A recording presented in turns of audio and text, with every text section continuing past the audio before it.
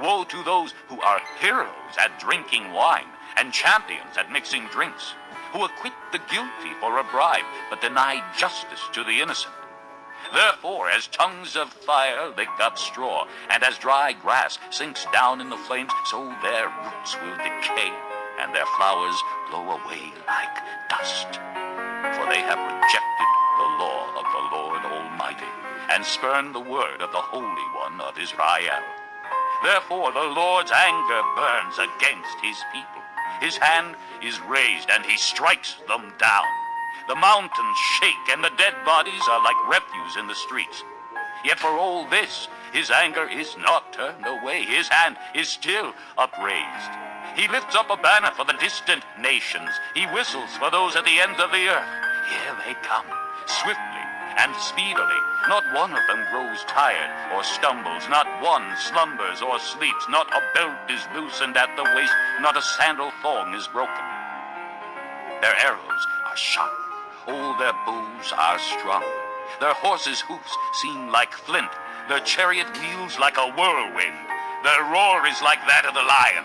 They roar like young lions. They growl as they seize their prey and carry it off with no one to rescue. In that day they will roar over it like the roaring of the sea. And if one looks at the land, he will see darkness and distress. Even the light will be darkened by the clouds. Chapter 5. I will sing for the one I love a song about his vineyard. My loved one had a vineyard on a fertile hillside. He dug it up and cleared it of stones and planted it with the choicest vines. He built a watchtower in it and cut out a winepress as well. Then he looked for a crop of good grapes, but it yielded only bad fruit. Now you dwellers in Jerusalem and men of Judah, judge between me and my vineyard. What more could have been done for my vineyard than I have done for it? When I looked for good grapes, why did it yield only bad? Now, I will tell you what I am going to do to my vineyard. I will take away its hedge, and it will be destroyed. I will break down its wall, and it will be trampled. I will make it a wasteland, neither pruned nor cultivated, and briars and thorns will grow there. I will command the clouds not to rain on it. The vineyard of the Lord Almighty is the house of Israel, and the men of Judah are the garden of his delight. And he looked for justice, but saw bloodshed, for righteousness, but heard cries of distress. Woe to you who add house to house and join field to field till no space is left, and you live alone in the land. The Lord Almighty has declared in my hearing. Surely the great houses will become desolate, the fine mansions left without occupants.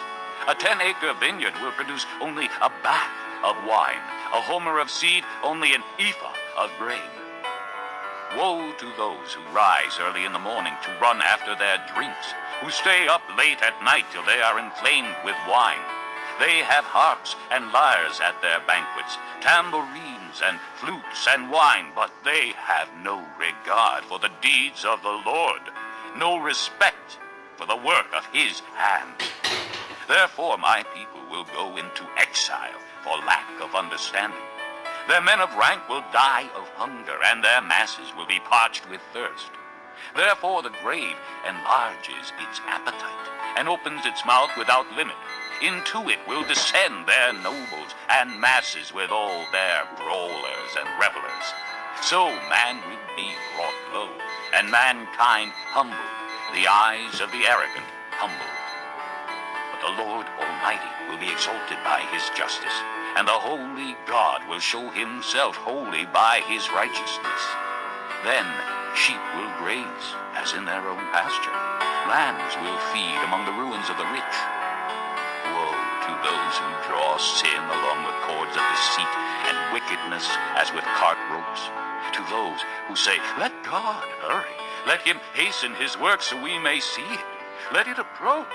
Let the plan of the Holy One of Israel come so we may know it. Woe to those who call evil